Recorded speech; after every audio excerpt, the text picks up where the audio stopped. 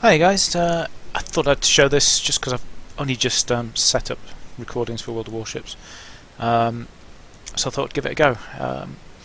Right, just so you know, this is obviously the King George V, which is the British Tier 7 battleship. This game isn't the most thrilling in the world at all, but I've only just got the King George. I think it's about my 5th or 6th game in it, something like that. So it's stock, other than the engine, which I managed to upgrade. And looking at the stats before I got it, I was expecting this to be very underpowered, very undergunned. Reason being, the Queen Elizabeth, which is the Tier 6 battleship, has got 15-inch guns. This one's got 14-inch guns. Now, bear in mind, the Queen Elizabeth, I found that to be not great. Quite sluggish. Guns did okay with HE. And AP against cruisers was okay, but nothing great. I was expecting 14-inch guns to be quite poor, to be honest. So, anyway, the gun arrangement's interesting. You see the 3 turrets, and it's 4 in the A turret, 4 in the is it the X turret at the back there, and then 2 in the second turret, the B turret. And it works really well, actually. I quite like this gun arrangement. And you can certainly lay down some righteous fury on people. So straight away you'll see on the speed of it, this thing's a hell of a lot faster than the Queen Elizabeth. I said I've only just upgraded the engine, but yeah, still accelerating at 27 knots. QE was only just over 20 knots at full whack, I think. When you turn, you do bleed off a fair bit of speed with this ship, but yeah, as you can see in a straight line, she can move, which is great. That's one thing I really do like about it. The other thing is the armour's dramatically improved over the Queen Elizabeth. I'm not going to bore you with showing you the armour model and everything else, but the belt armour is much thicker, and that does mean you can sort of slug it out a bit better as well. I've not had a huge number of slug out games, but it does seem to be fairly decent at taking hits and taking a licking and keeping on kicking. You'll see in this it gets shot a fair bit, mostly HE unfortunately, but there are quite a lot of APs that hit it broadside on and don't citadel it. I think this thing is a tough bugger to citadel. So I haven't got the gun range upgraded yet, so I'm still firing about 19.8, but that's with the spotter. I think it's about 17 without the spotter playing. So that's citadel with the HE shell. Sorry, I set it on fire. To let you know, these things are HE monsters. You have 40% chance of fire per hit. Now, bear in mind the British battleships, their APs have got very short fuse on them, so they're not great against armour because they tend to explode before they get through the armour. So, against cruisers, the 15-inch QE guns against cruisers was very effective. You can get some citadels and stuff. This ship, I've not had great success with the AP rounds against cruisers until you start getting close, and even then, not many citadels, to be honest. I would say, rule of thumb, you're probably looking at HE most of the way until you're down to about 8 kilometres or so, depending on what you're up against. But we'll see it in this game. I'm still learning how to play it, and you never know. So, straight away you can see its reload time's decent, its accuracy's decent, and the shell velocity is much better than the Queen Elizabeth. Although the smaller caliber shells, they do travel quicker, slightly flatter arc. But yeah, I just find the dispersion among the shells isn't as terrible as the Queen Elizabeth's ones. And you can see the vertical dispersion, I can't remember, the sigma is negligible. So yeah, just HE spam, look at that. 4 more hits, another fire. Here we go, first broadside, 1 hit, did nothing, just hit me in the... That was all into the belt for nothing, and that's as flat on as you get. As a position you do not want to be in a battleship, and it's just bouncing off me. Look at that.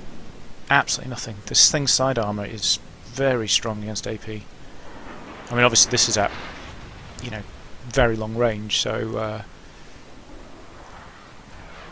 unless it hits the superstructure, it just doesn't seem to be wanting to go in at all. But yeah, I'm suddenly getting very popular, as you can see. What's that? 1, 2, 3. So that's the Perth I'm just shooting at there. I reckon that's 1, 2, 3, 4, 5, 6, 7 ships shooting at me now. So a bit unlucky with that one. Now, although I'm on fire, I don't use my repair kit. Now the reason for that is if I use it and then get set on fire again, I've got a long time burning. And now I've got 2 fires. Now consider using the repair kit. To me, I'm still out in the open, but 2 fires is where you really start getting hurt. So yeah, decided I'm going to use the repair kit. Hopefully, I may get set on fire once, but I think I'd be quite lucky to get set on fire with 2 hits, especially because I'm just about out of there now. But yeah, as you can see, that was a fair bit of burning damage I took. And I'm back to flammable again. The repair kit's worn off. So what I'm trying to do is just get the hell out of there. There's nothing more elegant than that. But that bad boy there, the Scharnhorst, he's my #1 target. And I've already noticed that whenever he gets set on fire, he straight away uses a repair kit. And it's done him good stead so far. I think I've set him on fire twice, and straight away he's repaired, so he's taking no burning damage. But that does mean if I can get him on fire once and he uses a repair kit, like he has just done, if I can get him on fire again, suddenly I can really start hurting him a bit.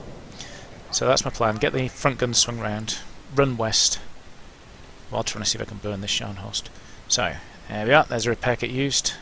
So now if I can get another hit on him, 40% fire chance, so even if he's got loads of flags and skills and everything else, you're looking 1 in 3, 1 in 4 chance of getting a burn on him. So it's promising. Here we go. Let's see what we can do. Just clearing the mountain top there. And what's that? Is that Fuji? So 2 hits, but nothing. Damn. And now I can no longer see him. So yeah, his use of the repair kit worked once again on that one. So you see, the team's doing alright, but if I hadn't turned and run, I'd have been dead long ago by now. You know, always look at the map. The big thing of ships is it's not as fast-paced as tanks. You know, you can be a lot more tactical about it. You know, I mean, I was busy taking a phone call and trying to sort out some shoes at this point. But it can still be a lot of fun. I really enjoy it.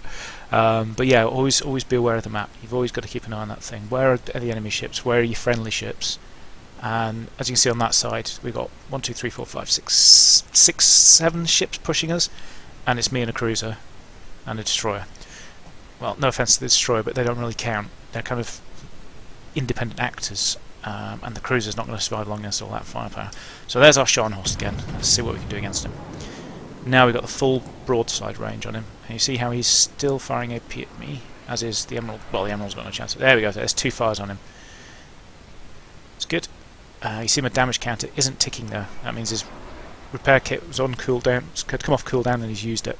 So yeah, he's not burning. However, now you see the bloody Perth behind me now. He's going to be annoying. Now, I was really tempted to go for that Perth, just because, believe it or not, his HE outlay is far more dangerous than that Scharnhorst firing AP at me. You know, if I'm going to start burning, it's going to be that blinking Perth. But yeah, just as I was mulling over whether it was worth doing that, he drops a smoke anyway. And to be honest, if I'd wanted to get the Perth, I would have probably exposed my broadside to the Scharnhorst, who is now starting to burn. Okay, so there's 1 flame on me. There's another flame on the Scharnhorst. Now he's regretting using that repair kit, I think. So you see that 1 fire by itself on a battleship, it's not a huge amount of damage, especially if you've got the heal ability on. It's bearable. Whereas Scharnhorst here, look at that damage ticking away. I think that's 2 flames on him at the moment. There's another one. Now this is going to start to hurt him. Look at that health. 218.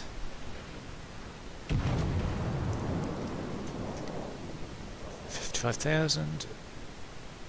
Oh, missed that one. 1.5. Yeah, it looks like 2 flames. Maybe 3. And on fire again. Now look at that health. That's where you can really start hurting things. If you've used a repair kit like he just has now, so obviously he's just come off cooldown and he's on 7, just under 8,000. If I can get him burning again now, I think I'll have him crying into his cup of tea. Here we go, come on. There we go. Eee. So 5,100 and dropping. That's fire by itself might be enough to kill him. apart from the fact he's used to heal. Right. So I definitely need to keep going on him.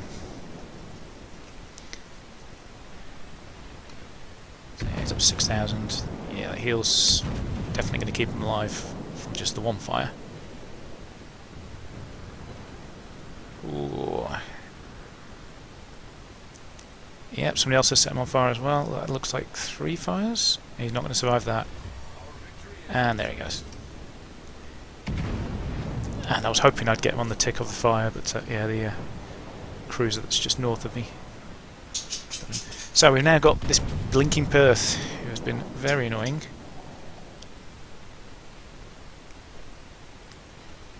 Time for some righteous justice. See how you like being set fire to. So he's done the same. He's used a repair, which on a cruiser, yeah, I think I'd probably do the same. The cooldown's a lot quicker. You haven't got the health to really start absorbing all that lot. And I don't know if the Perth has the... I think the Perth has the heal ability, same as the British cruisers. But yeah, he's not got a huge amount of health. He doesn't want to lose it all. But therefore, straight away set him on fire again. That's going to hurt. That's going to really hurt him. So again, I use the heal ability while on fire, just to try and soak up some of that. So the emerald there, that's obviously spamming AP at me, I'm not bothered about it at all. He can hurt me if he gets hits on the superstructure, but it's going to be sort of minimal damage, and yeah, sort of get lucky on the emerald with a badly aimed shot of the Perth there. So can we finish this guy? 90,000 damage, no kills so far. And if you're looking at the map, yeah, it's looking good. There he is, he's on fire again. Now his repair kit may have come off cooldown, so I'm not going to chance it. There we go. Awesome. Now if you look at B, there's a ship cap in there. Like I said, the Emerald I'm not worried about, so it's the New York or the ship at B that's only going, Oh, look at Cleveland. Yeah, that's definitely going to be the next target. So yeah, happy to ignore the Emerald. The New York's firing AP at me, which, yeah, I think I can survive that.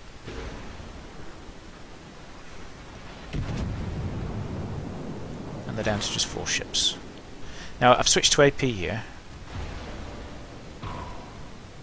primarily because, you know, there's no point really going for burning damage against a Cleveland on low health anyway. And the next thing I want to hit is that Emerald. Look at that, bounced him, lucky sod.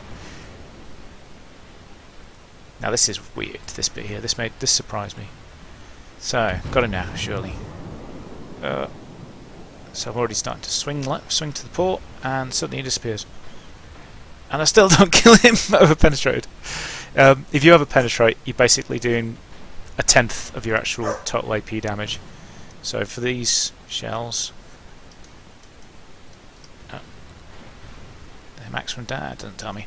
Yeah, you're doing a couple hundred rather than the big hits. So yeah, I'm hoping to try and get a citadel on the Emerald. 11 kilometers. I said I think probably. You see how the shells are sort of plunging a bit. You're probably looking 8 or 9 kilometers before really switching to AP. So with that little success there, I've decided it's just not really working. I might as well go back to HE.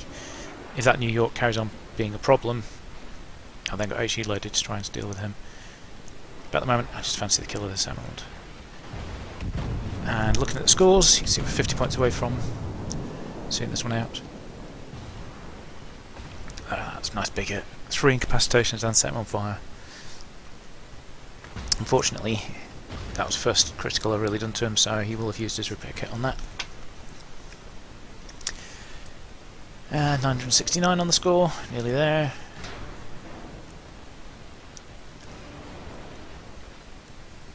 I'll be honest, I hadn't actually noticed how close we were at this point, score-wise. So, yeah, New York has decided he's going to turn and try and deal with the guys in capping D. So it's just me and an Emerald. And that is the end of the game, but as you can see, if it hadn't been, that Emerald was just about to get into a world of hurt, just taking his engines out, and he's used his repair kit. So that was that. Oh, wrong thing, apologies.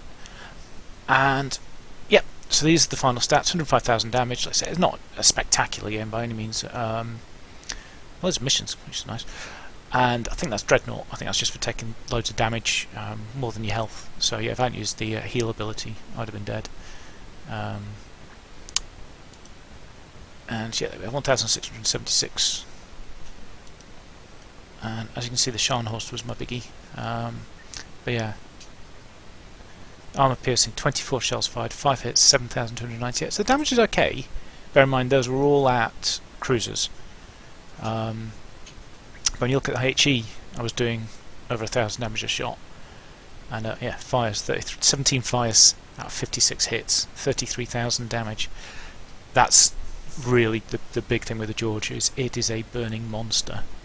And it's fairly tough, I'd say. I think the armor's really good. Well, I hope this was good. I promise not to put any more boring replays in, but I just wanted to give it a go. Enjoy, guys.